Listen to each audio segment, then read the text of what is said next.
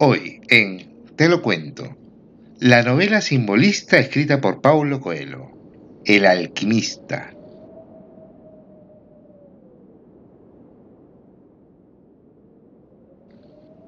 Nuestro protagonista es Santiago. Vive en un pequeño pueblo español. Desde niño ha estudiado en un seminario para convertirse en cura. Un día deja todo para seguir su sueño, viajar por el mundo. Entonces su padre se resigna al abandono de los estudios de Santiago. Saca de una bolsa 3 monedas de oro y lo alienta a comprar ovejas para convertirse en pastor y recorrer los caminos. El muchacho vio en la mirada de su padre sus mismos deseos de viajar, pero comprendió que nunca había tenido el valor. Su padre lo bendijo, y al día siguiente Santiago tomó su chaqueta, un libro, su rebaño de ovejas y partió lleno de alegría. Santiago tenía un sueño recurrente, donde un pequeño jugaba con las ovejas y le señalaba un lugar donde estaba un tesoro.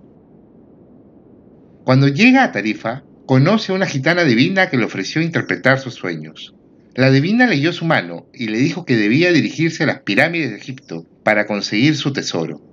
Además, dejó en claro que no le cobraría la adivinanza, si a cambio, Santiago, cuando encuentre su tesoro, le diera el 10%. Incrédulo a las adivinanzas de la gitana, nuestro protagonista lleva a pastar a las ovejas y conoce a un anciano llamado Melquisedec. Bebieron vino juntos para calmar la sed y hablaron del libro que leía Santiago. El viejo entonces cogió una rama y escribió en la arena el nombre del padre Santiago, el de su madre y cosas que solo Santiago podía conocer. Nuestro protagonista preguntó que quién era él. Melquisedec entonces le respondió que era un rey y lo esperaba allí al día siguiente para recoger el 10% de las ovejas de Santiago. Al día siguiente el muchacho tomó 6 ovejas y fue a buscar al viejo, quien al verlo abrió el manto que lo cubría mostrando un pectoral de oro cubierto de piedras preciosas. Sacó 2 piedras, una blanca y otra negra. Una significaba sí y la otra significaba no. Pero para tener una respuesta debería hacer las preguntas justas. El anciano le dijo: el tesoro se encuentra en las pirámides. Eso tú ya lo sabías. Me diste de pago 6 ovejas para que te ayudara a tomar esta decisión. Pero a partir de hoy, aprende a tomar tus decisiones. Llega hasta el final de tu leyenda personal. Santiago entonces vendió el resto de sus ovejas y emprendió el viaje a África. Cruzó el mar en barco y llegó a un lugar donde llamaban con cantos al rezo, y la gente se inclinaba para orar haciendo llegar su cabeza al piso. Las mujeres usaban el rostro cubierto y los hombres a veces caminaban de la mano. Santiago entró a un local donde servían comida y bebida. La gente alrededor tomaba té o compartía una pipa de agua. Escuchaba que la mayoría de las personas hablaban en árabe. Pidió algo de comer y cuando le estaban sirviendo, un hombre se le acercó hablándole en español. Le invitó vino y charlaron por un rato. Le preguntó qué hacía allí y Santiago le contó que estaba intentando llegar a las pirámides. El hombre le dijo que debían cruzar el Sahara en camello y prometió guiarlo, pero sería muy caro. Nuestro protagonista le dio el oro que llevaba encima y salieron con destino al mercado de Tánger, donde el hombre desapareció entre la gente, robándole a Santiago todo el oro que tenía. Se arrepintió de haber confiado en sus deseos. Las horas pasaban y los comerciantes cerraron sus puestos. Y Santiago pensó en el viejo rey que había conocido, cómo lo animó a crear su leyenda personal. Sacó las 2 piedras que le regaló el rey, las metió en la mochila, preguntó si debería continuar, y fue la piedra que significaba sí la que salió. Esa noche durmió feliz de estar en una tierra extraña viviendo una aventura. A la mañana siguiente despertó cuando un hombre le movió su brazo. El mercado estaba empezando su trajín. Mercaderes por todas partes, compradores y productos. Ayudó a un pastelero a abrir su local y reconoció en él a una persona que se sentía bien con lo que hacía. Nuestro protagonista entonces pensó en seguir las señales. Aunque no hablaban el mismo idioma, se entendieron a la perfección y cuando terminaron, el pastelero le ofreció su primer postre horneado. Luego salió a recorrer las calles de Tánger. Por el camino observó una tienda de cristales, entró y se ofreció a limpiar los jarrones. Le dijo al mercader que le limpiaría todos los jarrones de su tienda si le invitaba un plato de comida, y el mercader no dijo ni sí ni no. Mientras limpiaba, entraron 2 clientes al local, que se notaba venido a menos. Cuando Santiago terminó, el mercader le dijo que no había sido necesario que limpiara. El Corán obligaba a todo creyente a no negar un plato de comida. Entonces fueron a un bar cercano y comieron juntos. Cuando tenía 2 meses trabajando, se le ocurrió que si vendía las jarras llenas de té, podrían vender todavía más.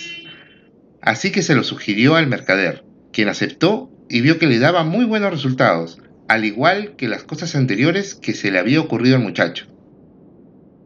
Después de 11 meses de trabajar con gran éxito, le dijo al mercader que había juntado suficiente dinero para seguir su camino. El mercader le agradeció por haber devuelto el alma a su negocio y lo bendijo.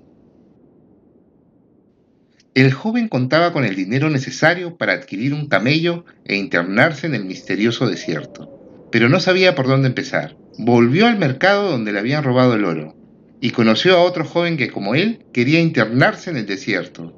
Luego, un viejo camellero les comentó que estaba a punto de salir una caravana para cruzar el Sahara, y los muchachos, sin meditarlo mucho, decidieron seguir al anciano para unirse. Al llegar el alba, partió la caravana. Mientras andaban, Santiago lograba mantenerse entretenido observando el desierto, que estaba muy callado, mientras que el otro joven, que llamaban el británico, se entretenía leyendo libros que tenía consigo. Luego de haber transcurrido varios días, el anciano líder de la caravana anunció que en las noches no se prenderían más hogueras, pues había rumores de una guerra. Se dirigían al oasis, pues este era un lugar neutral. Cuando llegaron al oasis, allí los guiaron unos pueblerinos y le dieron hospedaje en unas carpas. La finalidad del viaje del británico era conseguir un alquimista y aprender de él. Le contó a Santiago sobre el alma del mundo. Esta cosa única permitía que el alquimista entendiera todo sobre la faz de la tierra, porque era el lenguaje por el cual todas las cosas se comunican. A este descubrimiento le llamaban gran obra, que está compuesta por una parte líquida, que era llamada elixir de la larga vida, y curaba todas las enfermedades, evitando que los alquimistas envejecieran, y la parte sólida, que era llamada piedra filosofal. Tenía la propiedad de que un fragmento de ella era capaz de transformar grandes cantidades de metal en oro puro. Al día siguiente, el inglés pidió al muchacho que lo ayudara a buscar al alquimista, y así lo hicieron. Preguntaron a la gente, pero les dijeron que debían esperar hasta el fin de la guerra para poder verlo, pues ni siquiera los jefes tribales conseguían verlo cuando lo necesitaban. Santiago se acercó a una muchacha muy joven que no vestía de negro, así que él pudo hablar con ella. Llevaba un velo en la cabeza y la cara descubierta. Santiago sintió inmediatamente el amor. Le preguntó su nombre, a lo que ella respondió que se llamaba Fátima. La chica les dijo que el brujo que buscaban se encontraba fuera del oasis, hacia el sur. Entonces el inglés fue en su búsqueda. Desde aquel día en adelante, Santiago se encontraría con Fátima y conversarían de su vida, de quiénes son y de lo que querían. Un día Santiago le pidió a Fátima que fuera su mujer, que la amaba y que ella era más importante que cualquier tesoro. Fátima solo le contestó que los guerreros buscan sus tesoros y las mujeres del desierto se sienten orgullosas de sus guerreros. Le prometió que lo esperaría hasta que llegue al fin de su leyenda personal. Santiago levantó los ojos al cielo y vio cómo dos gavilanes se atacaban uno al otro. Entonces entendió que era una señal que la guerra llegaría al oasis. Inmediatamente avisó a los jefes tribales, quienes descreyeron que las señales fueran reveladas a alguien que no era musulmán. Aún así, prepararon a los guerreros, y esa noche se defendieron. Al final de la batalla, un hombre vestido de negro, montado a caballo, con un halcón en el hombro y blandiendo una cimitarra cubierta de sangre, preguntó con un grito: ¿quién había osado a interpretar la profecía de los gavilanes? Santiago contestó, y el hombre se acercó a él. Pensó que lo iba a matar, pero el hombre reveló su rostro y le pidió que lo fuera a buscar, al sur del oasis. Nuestro protagonista entonces supo que había encontrado al alquimista.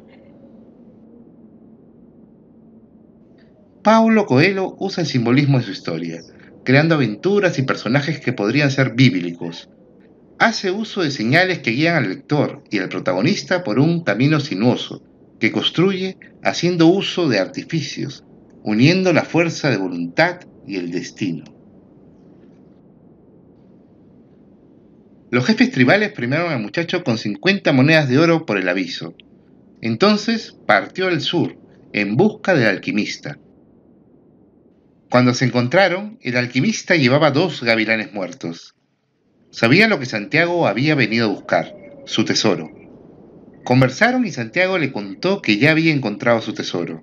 Este era Fátima, pero el alquimista replicó de que ella no estaba en las pirámides, donde él lo guiaría. Al día siguiente Santiago se despidió de Fátima, prometiéndole que regresaría, y Fátima le respondió que esa y todas las noches se iría a su tienda beduina teniendo esa esperanza. Después de una semana de haber recorrido el desierto junto al alquimista, se encontraron con 3 guerreros. Ellos les preguntaron qué hacían por aquel lugar, y el alquimista respondió que andaban cazando con el halcón. Los revisaron, y cuando vieron las monedas de oro del muchacho, preguntaron qué hacían con tanto dinero. El alquimista contestó que viajaban a Egipto. Al revisar al alquimista, le encontraron un pequeño frasco de cristal, lleno de líquido, y un huevo amarillento. Y cuando le preguntaron qué era, el alquimista dijo que el huevo era la piedra filosofal y el frasco contenía el elixir de la vida. Es la gran obra de los alquimistas. Quien tome esto jamás se enfermará, y una partícula de esta piedra transforma cualquier metal en oro. Los guardias rieron y los dejaron partir sin ningún problema. El muchacho le dijo al alquimista que estaba loco, y el alquimista solo le contestó que cuando tenemos los grandes tesoros delante nuestro, nunca lo percibimos. A una distancia de solo 2 días de viaje para llegar a Egipto, Santiago y el alquimista se cruzaron con 2 jinetes, que muy pronto se convirtieron en cientos. Los llevaron al campamento militar, y un hombre los acusó de espías. El alquimista, al ser interrogado, dijo que el dinero que llevaba Santiago era para su causa, y que el muchacho era capaz de convertirse en viento. El general fue incrédulo, pero aceptó esperar 3 días hasta que los viajeros comprueben que podían convertirse en viento. La primera noche hubo una gran batalla, y el muchacho le reclamó al alquimista, que alimentaba su águila, por qué había dicho esas mentiras y les había dado su dinero. También le dijo que morirían, a lo que el alquimista le replicó que él no moriría, pues sabía convertirse en viento. La segunda noche Santiago miró al desierto, y el desierto sintió su miedo. Al tercer día el muchacho le habló al desierto, y le dijo que en sus arenas cobijaba a las personas que él más amaba, y que lo ayudara a convertirse en viento, para poder reunirse con ella. Pero el desierto no podía hacer eso. Santiago entonces le preguntó al viento, pero para el viento eso no estaba en su poder. Luego al cielo y a las estrellas, pero el cielo no podía convertirlo en viento. Entonces el muchacho se puso en contacto con la mano que todo lo había escrito, con el universo, pero no recibió respuesta. Aún así rezó mucho, una oración que nació de su corazón sin palabras y sin pedidos. Entonces el viento sopló tanto como una tormenta, y cuando todos se dieron cuenta, el muchacho ya no estaba en su celda, sino junto a un centinela a las afueras del campamento, todo cubierto de arena. Los guerreros entonces los liberaron, y continuaron así su camino. Las pirámides estaban a tan solo 2 horas de camino. Entonces el alquimista se detuvo en un monasterio y le pidió al monje su cocina. Allí derritió un poco de plomo y sacó la piedra amarillenta con forma de huevo, de la cual extrajo una astilla del grueso de un cabello. La cubrió de cera y la sumergió en el plomo fundido, convirtiéndolo en oro. Entonces el alquimista partió el oro en 4 partes, una para Santiago por las monedas perdidas con los guerreros, otra para el monje por su generosidad, una para sí mismo, y la última parte se la dio a guardar al monje por si nuestro protagonista la necesitara. Luego le dijo a Santiago que sus caminos se separaban allí. El pastor debía hacer el final de viaje solo y terminar su leyenda personal. El joven pastor caminó escuchando a su corazón, y entonces lo escuchó decir que cuando llegara a su destino lloraría. Su corazón dio un salto, y Santiago levantó la vista y vio a las pirámides de Egipto, erguidas, solemnes y majestuosas. Cayó de rodillas, agradeció a Dios por haber tenido fe. Luego comenzó a cavar en la arena donde habían caído sus lágrimas. Unos maleantes se le acercaron, le preguntaron qué buscaba allí, lo revisaron y le quitaron el oro que le diera el alquimista. Lo interrogaron y golpearon hasta hacerle sangrar la boca. Santiago confesó que buscaba su tesoro porque había tenido un sueño repetido de que allí lo encontraría. El jefe de los rufianes ordenó que lo soltaran. Luego habló con Santiago. Le dijo que era un estúpido por creer en un sueño. Él mismo soñaba repetidamente con un tesoro, en un convento abandonado en España, enterrado entre las raíces de un árbol, pero no era tan ingenuo como para cruzar un desierto para ir a buscarlo. Cuando los maleantes se fueron, el muchacho se levantó, contempló las pirámides. Ellas le sonreían, y él, con el corazón repleto de felicidad, sabía ahora dónde estaba exactamente su tesoro. Santiago regresa al monasterio por el oro que le había dejado el alquimista, y luego vuelve a España. Fue al lugar donde acostumbraba a estar con sus ovejas. Cavó en las raíces del árbol donde descansaba, y encontró un baúl con viejas monedas españolas de oro, pedrería, máscaras de oro con plumas y muchos tesoros más. Pensó que se trataba de un tesoro de la conquista que el país ya había olvidado, y que el conquistador no había contado a sus hijos. Guardó a Urim y a Tumim en el baúl porque también formaban parte de su tesoro. El viento sopló trayendo con él un olor que conocía, y el sonido de un beso fue a ponerse en sus labios. El muchacho entonces sonrió y dijo: «Voy por ti, Fátima».